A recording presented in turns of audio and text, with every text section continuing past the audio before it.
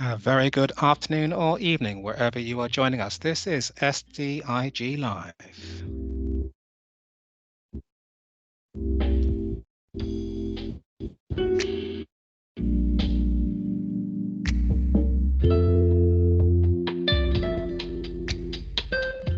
Indeed, joining us from Maryland in the USA, from Texas in the USA, from Delhi in India, and from our studios here in London.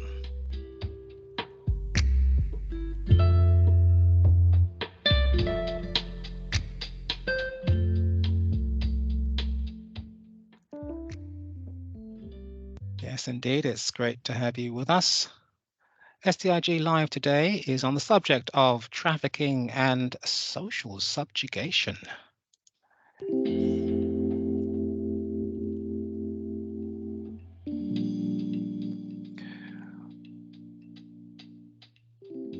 With the president of the Systemic Diversity and Inclusion Group, Dr. Joseph Nwoye, being joined by two special guests. In India, Professor Namita Rajput, an associate professor at the University of Delhi, and in Texas, Billy Joe Cain, director of the Anti-Human Trafficking Awareness, Learning and Education Group, PBJ Learning.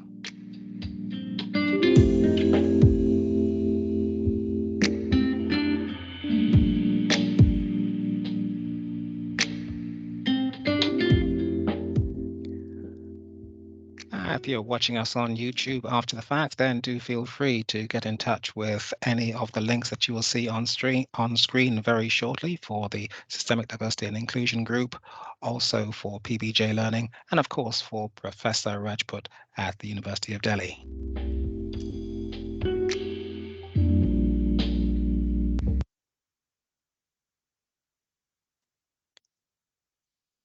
So I believe we're joined by our guests even as we speak. So I would like to welcome you all to this event and hand over to Dr. Nwoye to introduce and welcome his guest, Billy Joe Cain, founder and CEO of PBJ Learning, the anti-human trafficking group based out of Texas in the USA, and Professor Namita Rajput, a highly experienced professor in the area of commerce, amongst several other things, joining us out of Delhi in India. So if I can hand over to Dr. Nwoye. Dr. Nwoye, very good morning to you. How are you, sir?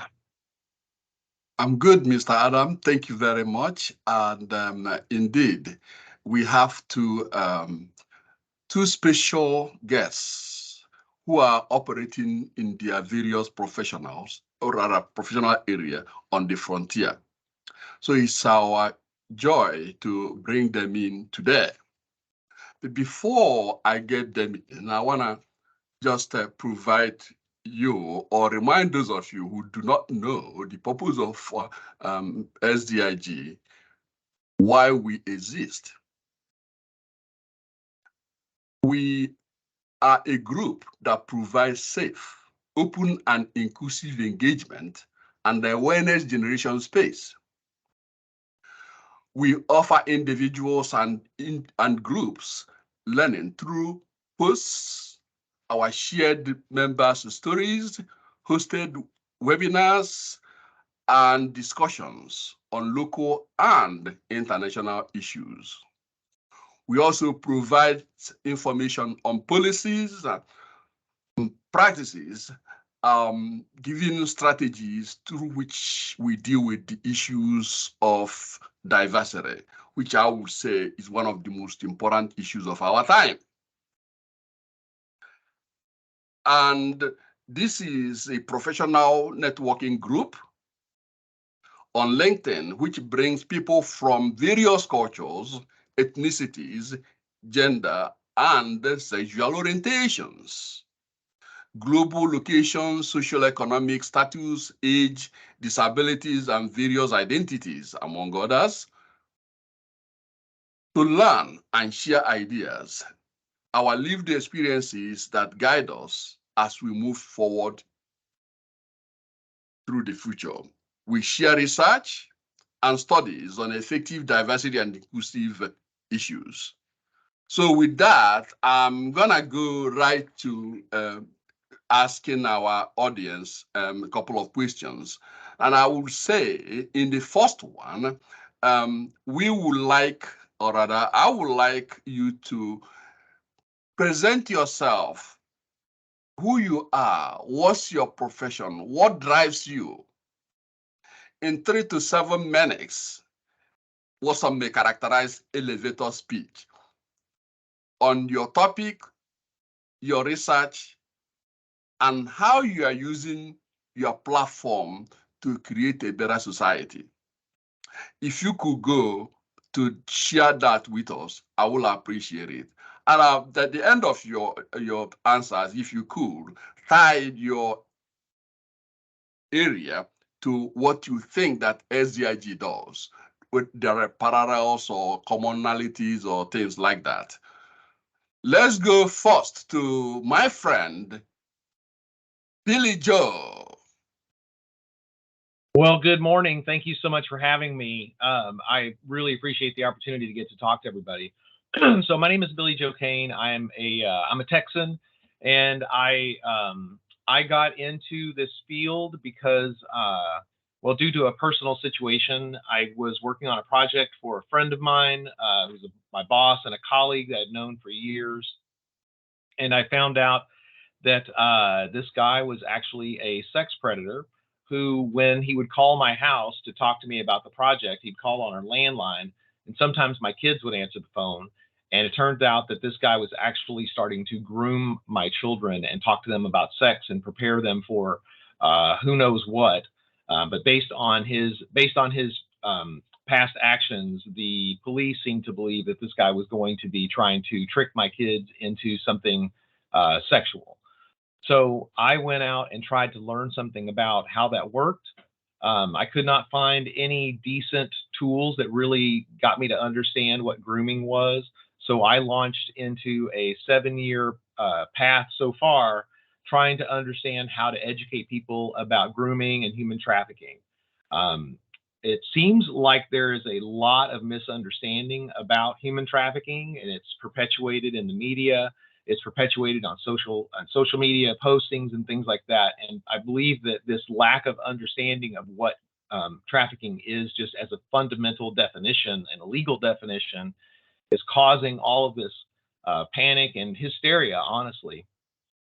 So I'll tell you a little story. So last weekend, I went up to Phoenix to go to a video game conference, and I do a lot of work at these conferences because I talk because I do interactive video game experiences about this.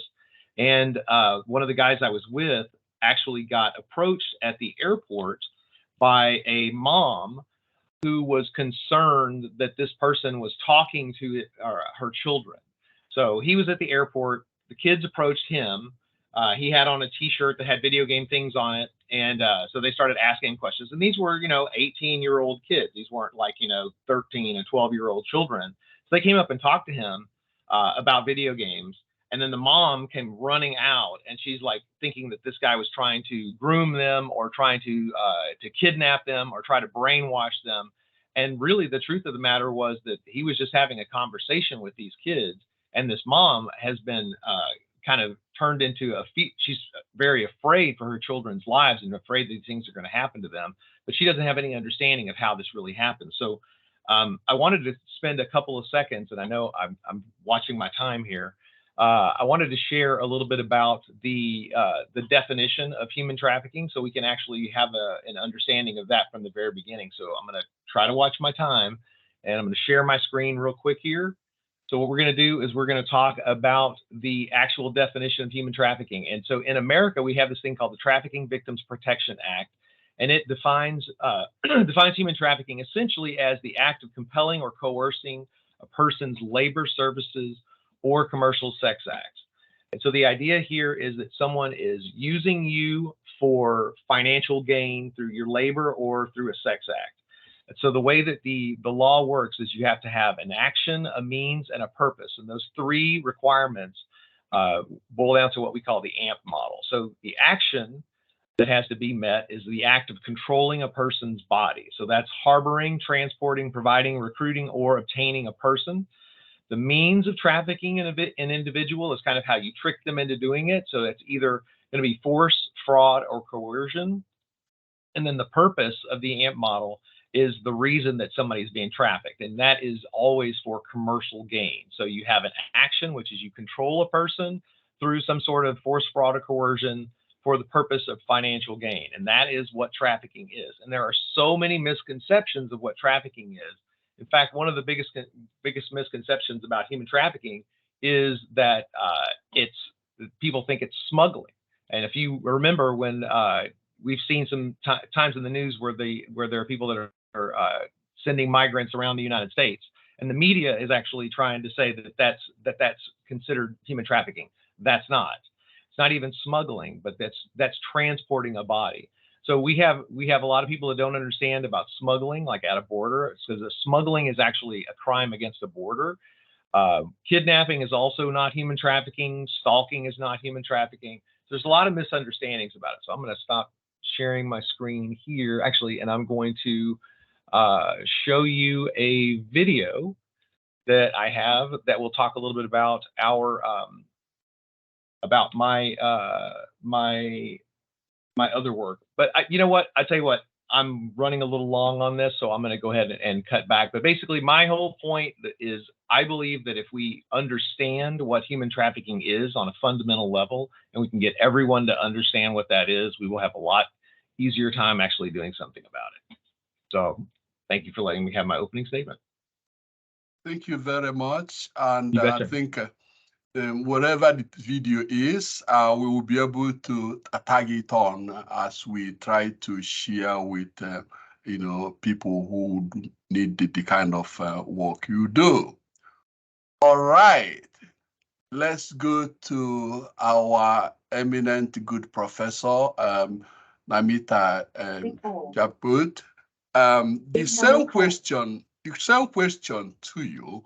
Would you tell us who you are in 3 to 7 minutes in what some may characterize as elevator speech, and use that to indicate your work, your research, education, and related things, and why in the area you are in?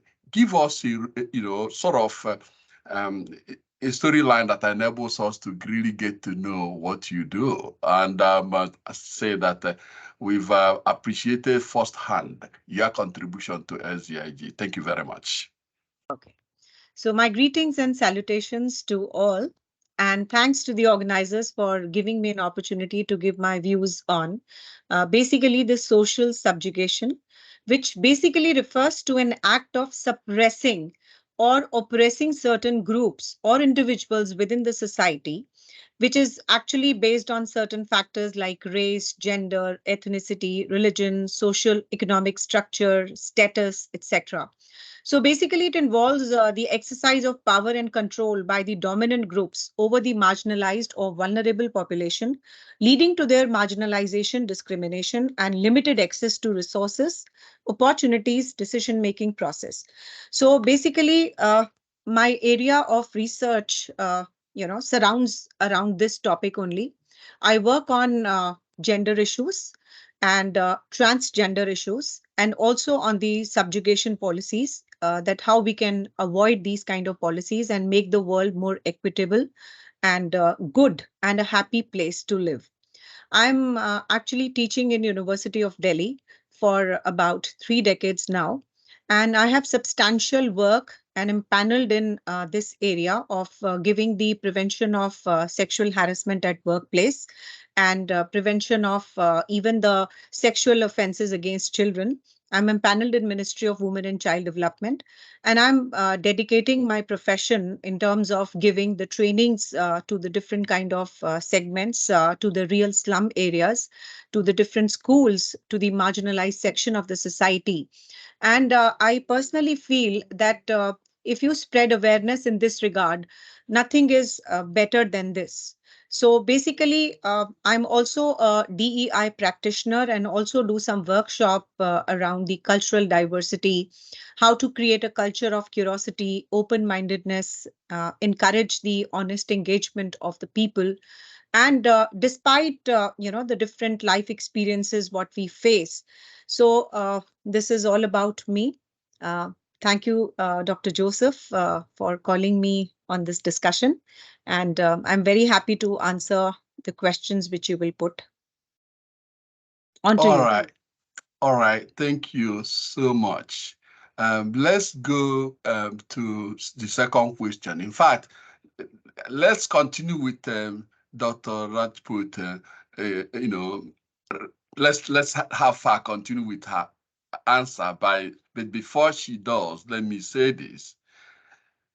A famous American historian, David McCullen, in his book, American Spirit, he states, this is a quote, "Everyone who's ever lived has been affected, changed, shaped, helped, hindered by others." Now, to that end, and in an era where we have these binary divisions, like you can see, for instance, here in states, you hear about conservative liberals, when in fact ideas that could come from conservatives would be good. Similarly, ideas that come from liberal could be good.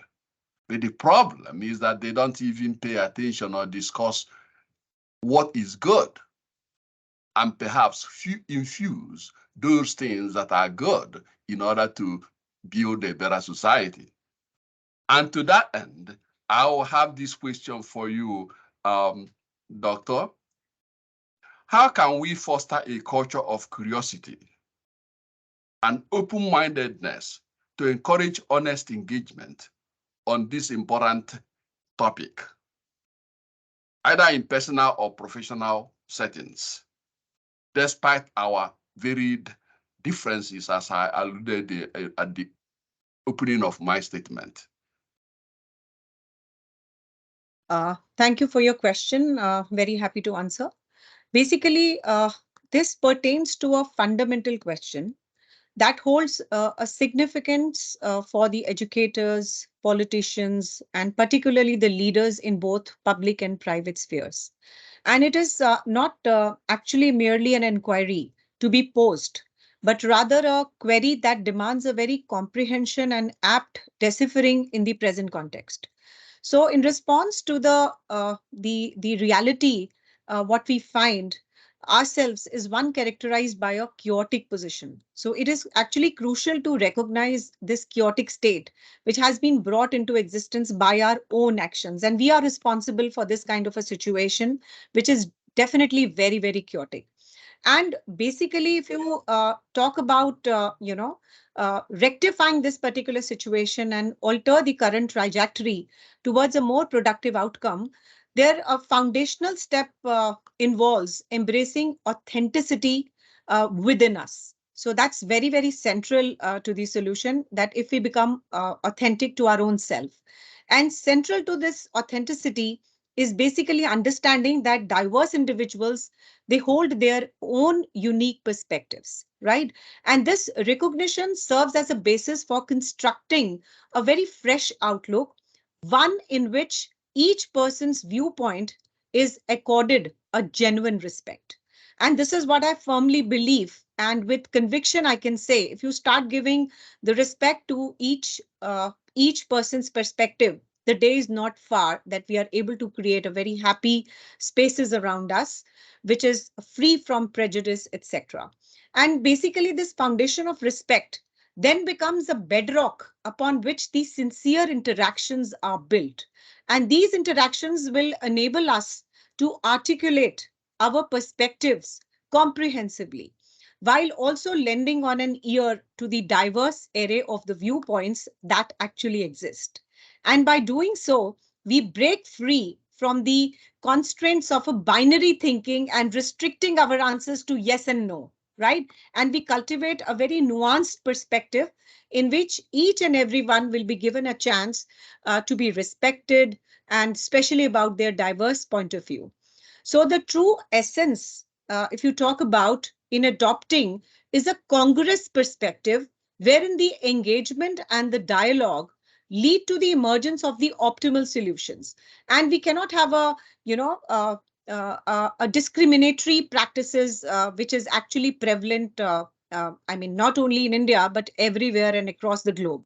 So departing from the echo chambers of thought isolation, we thought to usher in an era characterized by a meaningful engagement, a feeling of mutual respect, and enlightened leadership.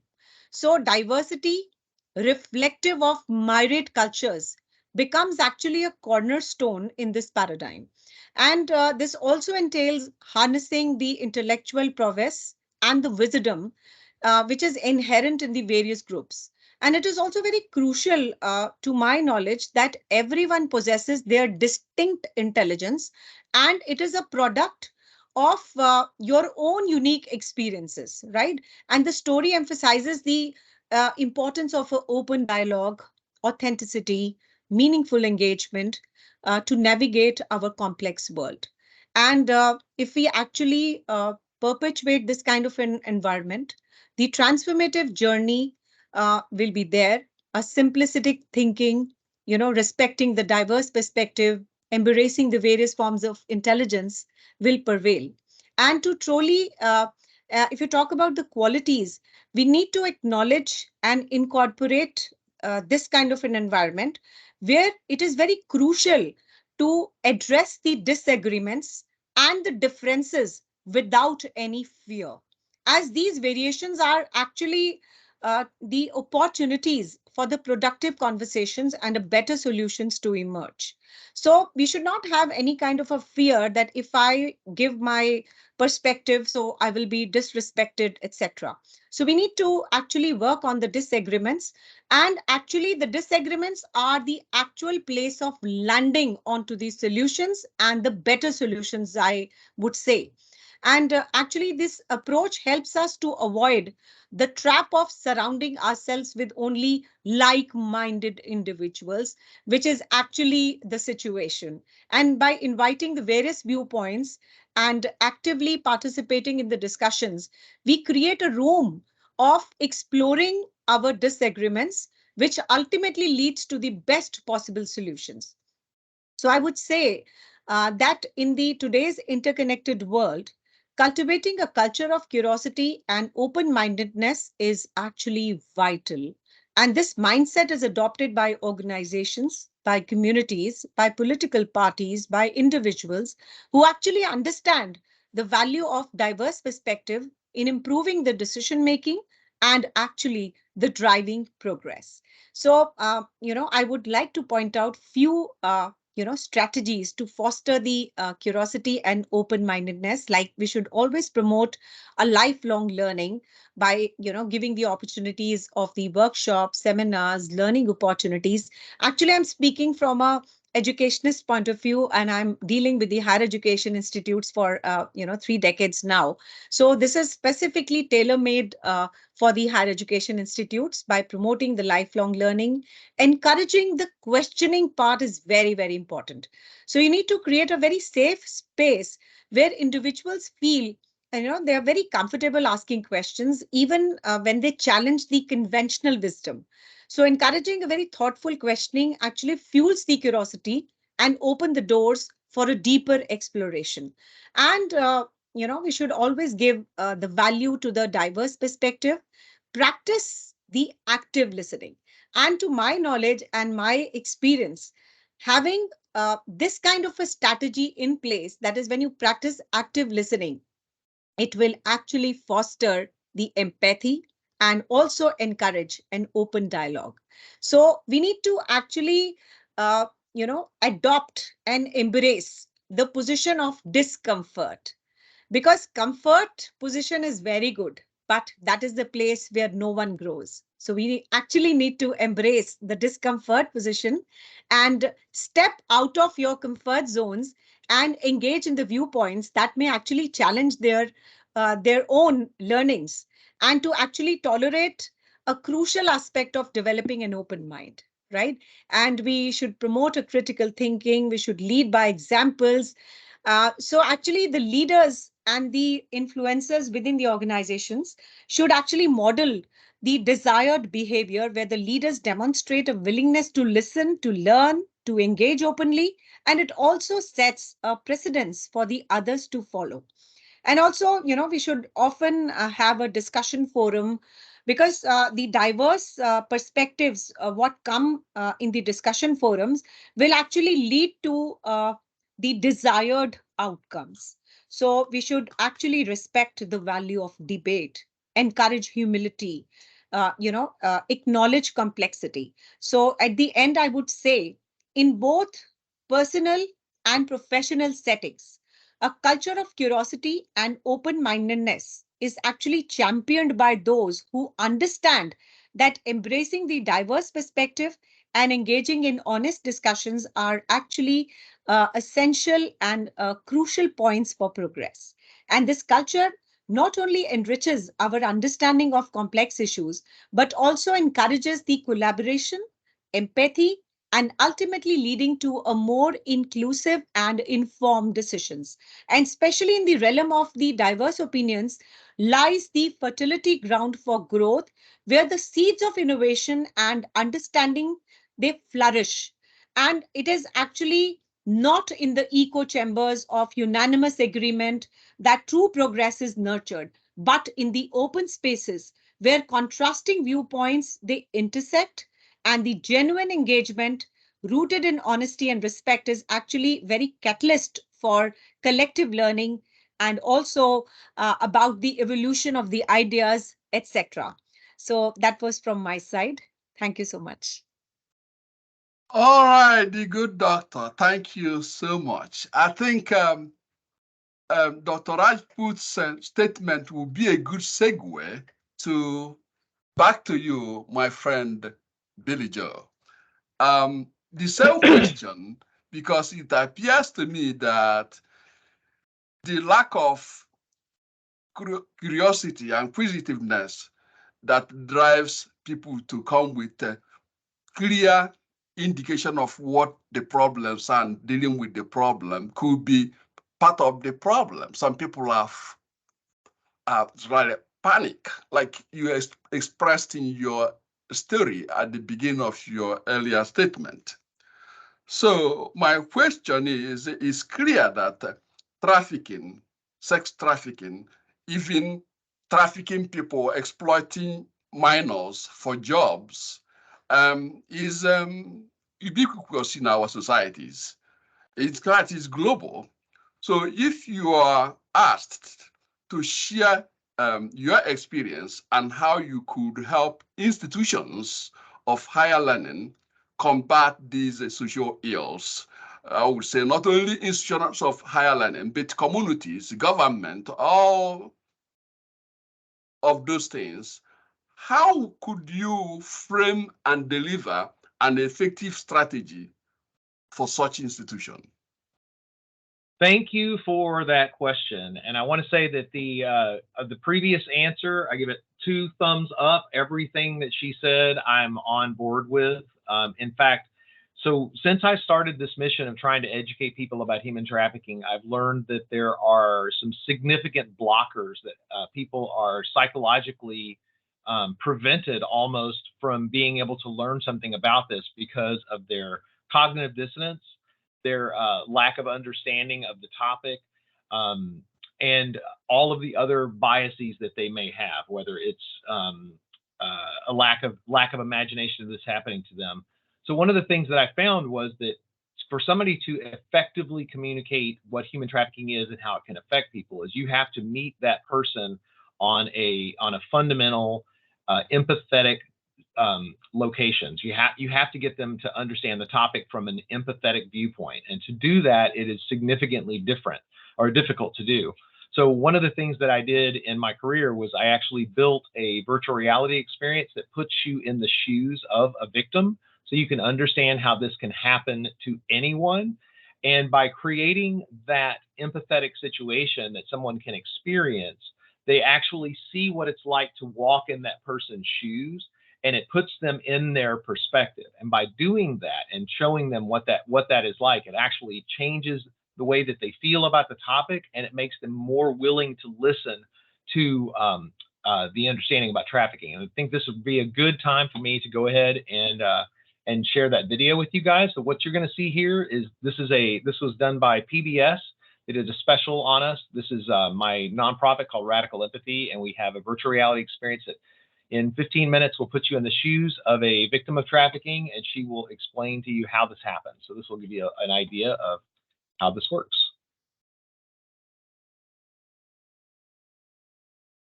All right, let's get the audio.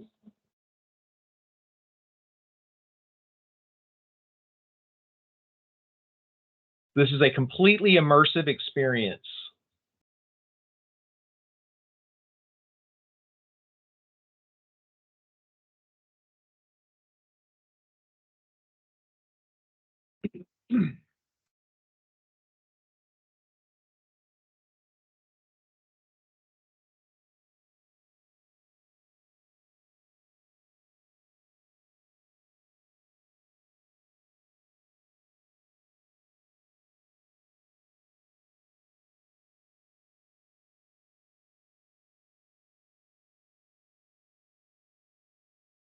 You hear the voice, though?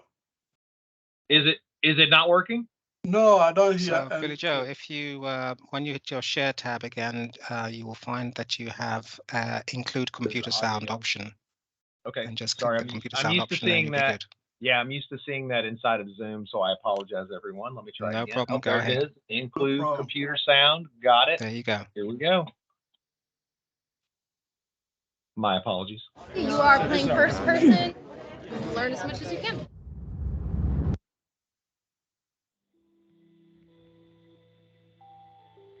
Virtual reality has the ability to make people care. Your eyes are completely covered, your ears are completely there. You're in more of a state, if you will, to be able to totally focus on what you're encountering. Some people say it's an incredibly impactful experience learning about human trafficking.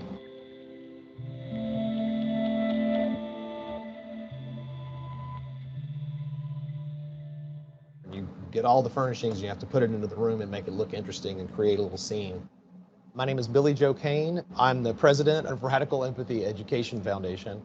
We started the nonprofit to essentially educate people about human trafficking as well as sex trafficking. A couple of years ago, my wife and I found out that our kids were actually being groomed by a sex predator. That blew our minds.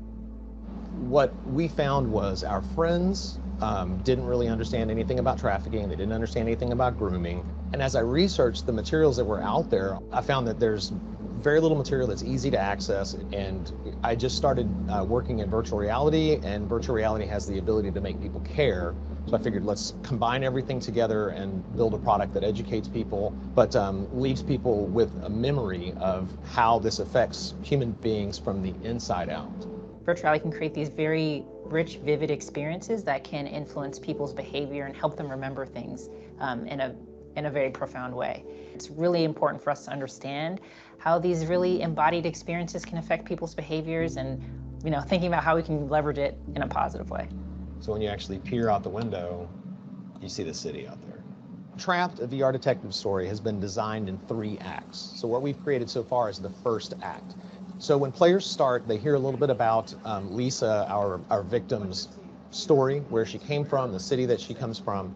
And what you do is you go through her home, you look at objects, and as you encounter those objects, she tells you how that affected her. So for instance, she looks at lipstick, and while she was 13, started being trafficked. When she looks at lipstick, she thought originally this is going to make me look glamorous and older, and now she's totally confused about how putting makeup on makes her feel. And I think that interaction with these objects that combines with Polaris Project's signs of trafficking, it really leaves an impact far deeper than just a paper list of these signals to look for. My first reaction was shock. Well, I'm going to go ahead and cut it off there. It goes for quite a while longer, but the point I'm trying to make with all this is that if you can get someone to understand your point of view, you will be able to get someone to care about a topic. And if you can get somebody to care about a topic, they will actually learn something about it and hopefully will ingest it. So that's my angle for everything, is to get someone to understand what it's like to live in someone else's shoes. And I'm building products that actually make that possible. We are in 9 states right now in America, and we are looking for more licensees. And we share our work with public schools, nonprofits, universities, and job training. Thank you very much. Yeah, I should also tell you, you may not know this, but we're actually training we have an online course as well, and our online course is being used right now to train staff at a Nigerian refugee camp, so they can actually understand the basics of trafficking. Thank you very much. We appreciate it. And I think time is hitting on us, so I'm going to go to what I'll call the last question. I wish I could have you guys for more time, but we're going to shift gear. We don't control time. Therefore, the question I have for you, looking at the magnitude of what you've done and the relevancy of your various fields in the world we live today, supposing there's a change of heart in leadership and people actually begin to get to people who know something, and say, for instance, if the Prime Minister of India will uncover the awesome work Namita does and taps on her to come up with a policy or goal that will enable us to tackle these problems and get rid of them, the good doctor, how would you respond to the Prime Minister?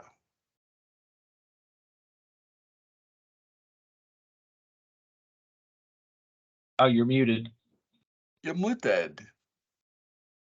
You are asking me to answer or Billy Joe? No, you to answer. Okay. So basically, you're talking about the gender and the sexual orientation discriminatory policies along with the sex trafficking. Basically, they are actually ubiquitous in our society. And if you are asked to share your experience as far as the higher education is concerned, or asking you to make policies to combat these social ills, how would you decipher? I hope this is your question, if I've understood in the right perspective. So precisely. Okay. So basically, when you talk about a sexual orientation, it refers to an individual emotional, romantic, sexual attractions to men, women, or both, right?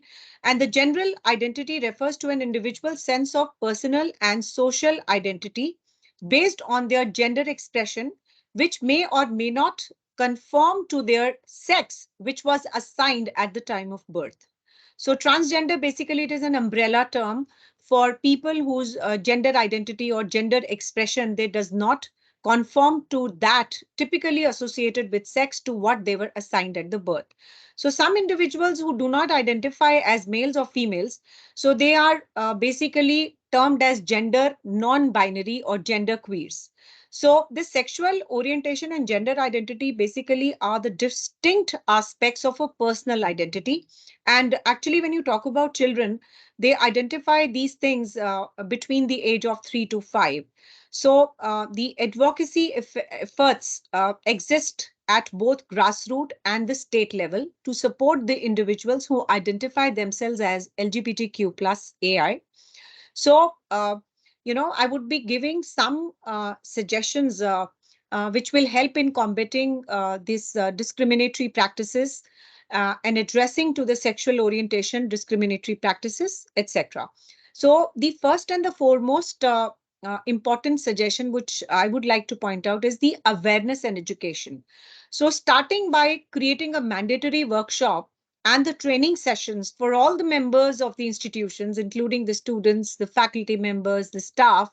So this is going to raise their awareness level about the gender and the sexual orientation issues, and definitely it will actually activate their experiences in this regard, and they would actually be more empathetic and understanding and accepting such people into the mainstream is concerned.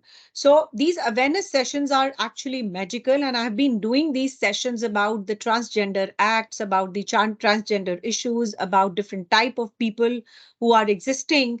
So basically, if you talk about a woman, to be in the mainstream, it took so many years. And what to talk about the transgender community? So we have to be more proactive in this regard to actually make a difference, and to be actually on the playing ground where all these transgender community can actually play as far as the mainstream is concerned. Then is about the policy review and implementation.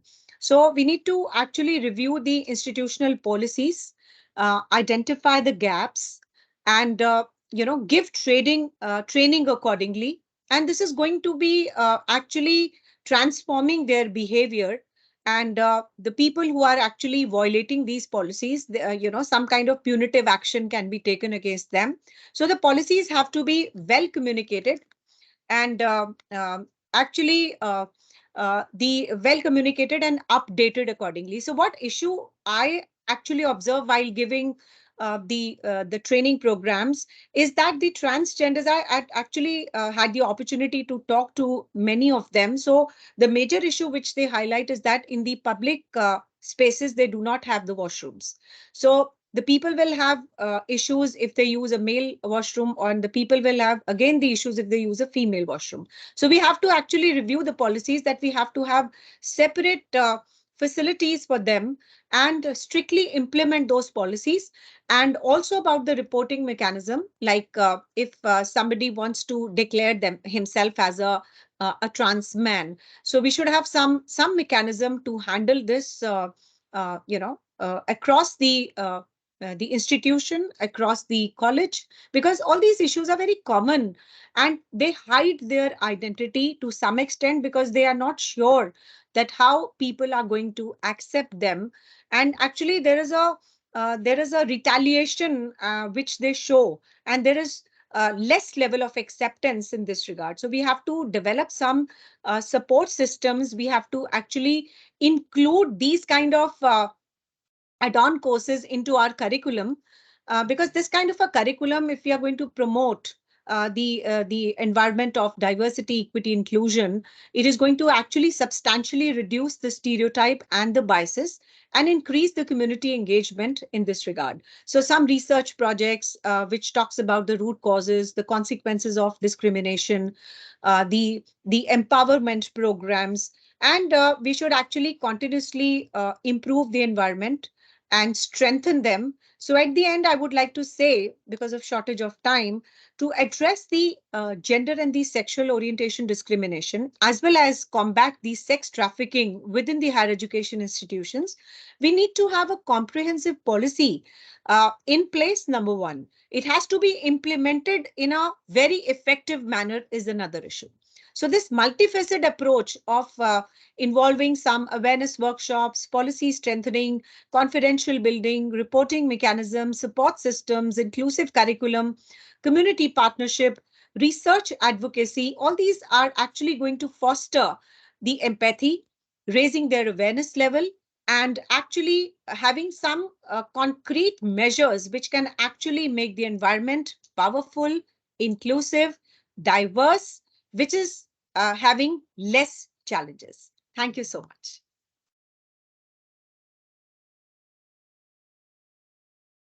Dr. Joseph, you have to unmute yourself. Yep, you're muted. Thank you very much. I appreciate it. All right, Billy Joe, we're gonna recycle back to you. This question has to deal with the technology aspect of it. In the day of technology and media, we thought, AI, artificial intelligence, coming in different forms. And the old way of marketing to get people to know what you have is taken by automation and other numerous techniques. And I think that the message you have is an important one. So I'm curious if you could tell us how you're delivering the message and the kind of responses you are getting, and whether you've considered any of the new technologies in terms of how you can meet the needs of your customers. And if you could also look at the business-to-business aspect of it. Say, for instance, in New York, there's a new organization that utilizes database to create the businesses that are trying to seek for employers with specificity of subject matter, and employees that are, or potential employees that are looking for specific work. Similarly, in Montreal, Canada, there's another one they call Waldo. They're doing the same thing to bring business to business, so that through business to business, the information can be disseminated and more effectively reach those who desperately need it, the kind of information you disseminate. Okay, so I think I understand the question. So I'm going to do the best I can. First, I wanted to say that I really appreciated the answer that we were just able to hear about how she would plug people into fixing this.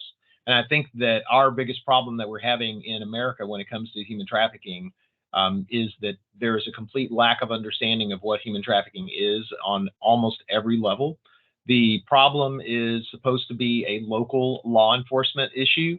My partner, Dr. David Deeds at PBJ Learning, he has actually done his capstone for his doctorate of education on the amount of education that's happened, or the amount of higher education that's being thrown at the problem of human trafficking. And it turns out that a lot of the teachers are not educating anybody about human trafficking because they don't really understand it themselves. There are not requirements as far as national standards that belong inside of many verticals that you would imagine inside of university. So he focused his effort on what's happening in criminal justice.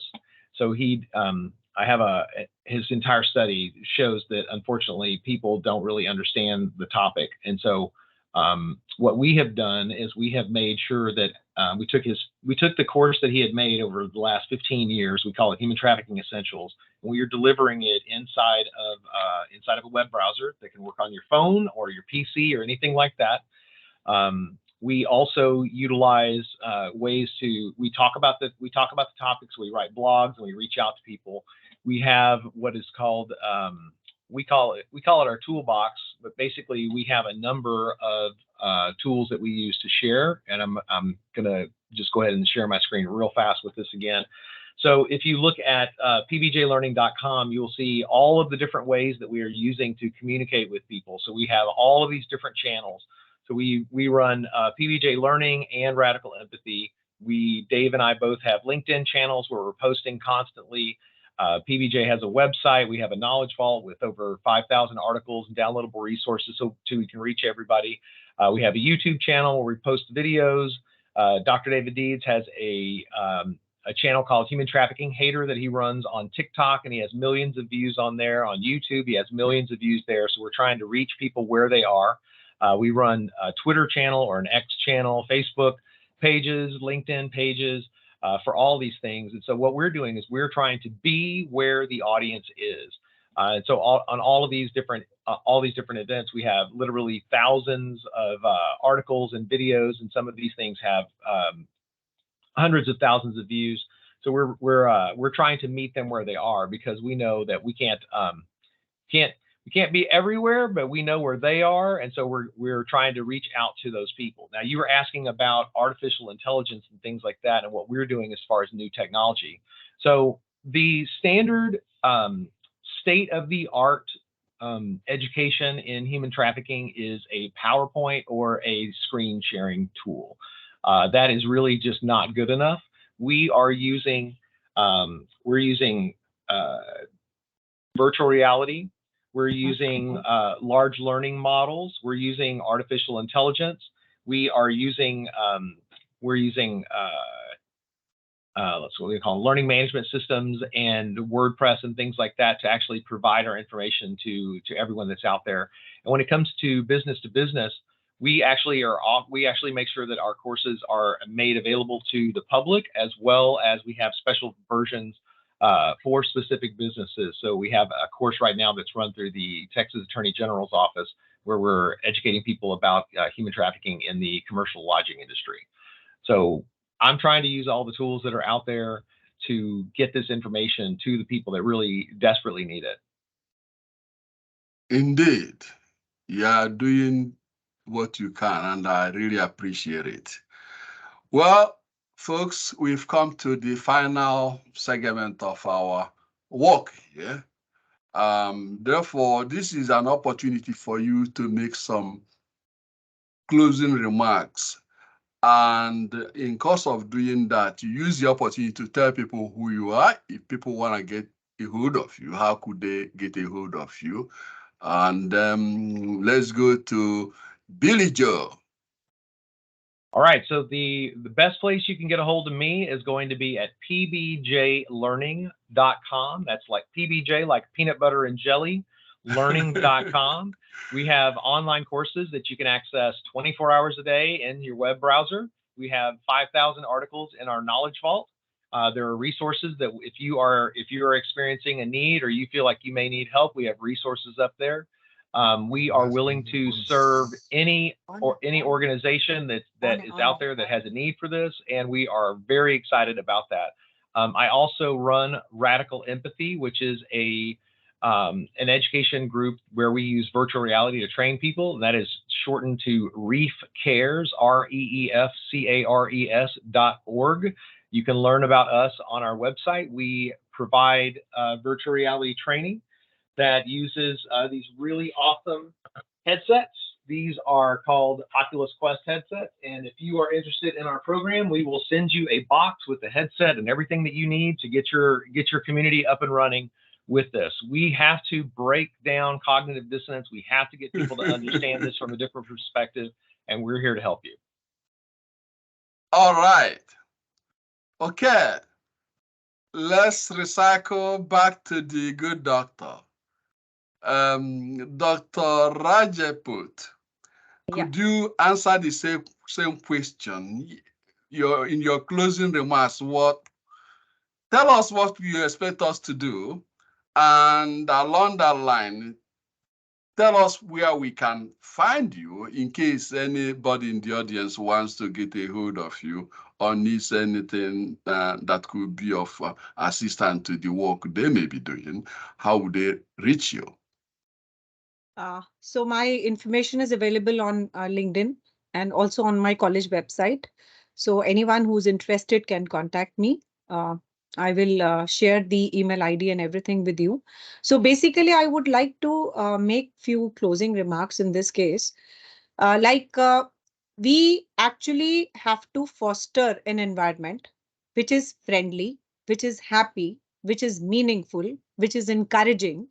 And basically, we are trying to attain a position of gender neutrality.